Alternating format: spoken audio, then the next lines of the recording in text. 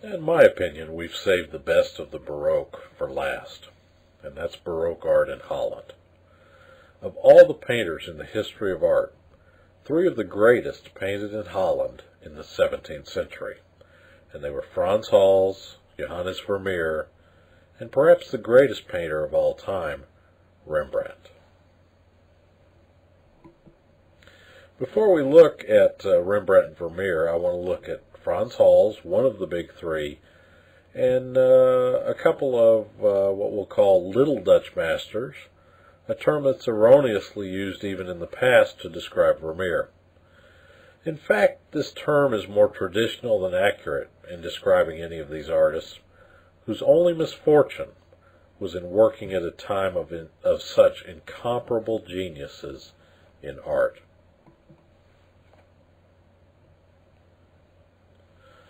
There were a number of accomplished still-life painters in Holland in the 17th century, and William Claes Hede's still-life here is a remarkable visual record, not only of the objects themselves, but also of the light that falls across them.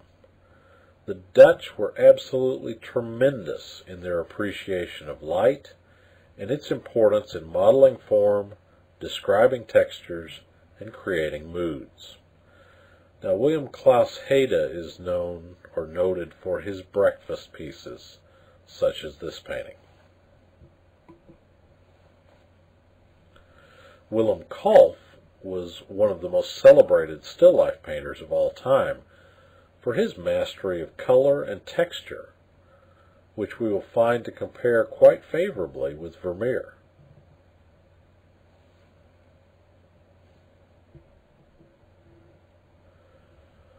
Born in the 15th century, flourishing in the 16th century, and coming to an absolute triumph in the 17th century, was the Dutch art of landscape painting. Proving a magnificent contrast with the intimate still life are the wide-open landscapes of Jacob van Ruysdael, and this is Ruysdael's Jewish cemetery.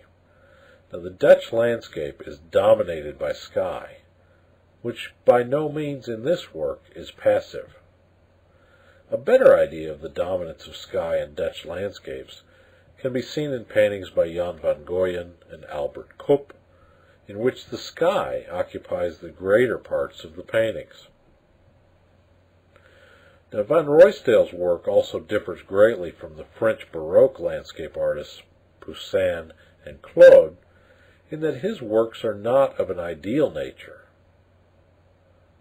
but a realistic treatment alone. And I think this realistic approach, such as we see here, can be romantic enough.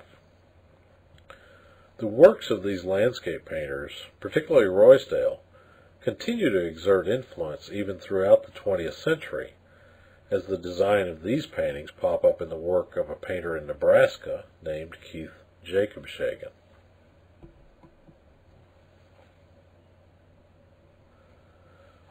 The first of the big three Dutch masters that we'll consider is Frans Hals.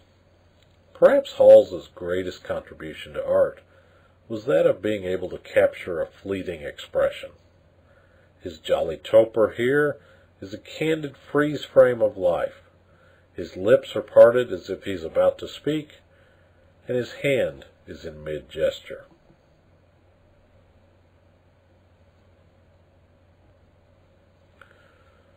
Hals accomplished his vitality in portraiture by working alla prima, painting directly on the canvas without an undercoat, as seen here in his Witch of Haarlem, or Mal Bob.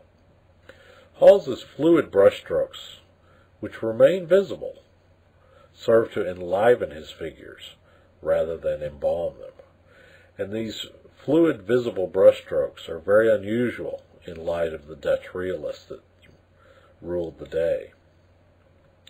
Hals had 10 kids and a second wife, and he was often in trouble with the law. A contemporary wrote that he was filled to the gills every evening and died destitute. I just want to say thank goodness that his paintings were filled to the gills as well. Hals's remarkable speed and vitality are perhaps best admired in his treatment of group portraits, like this St. George Company.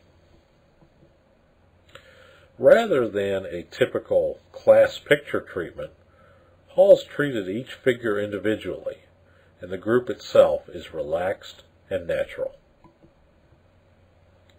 The group portrait is one of the greatest challenges to an artist, and Frans Hals pulled this off exceedingly well.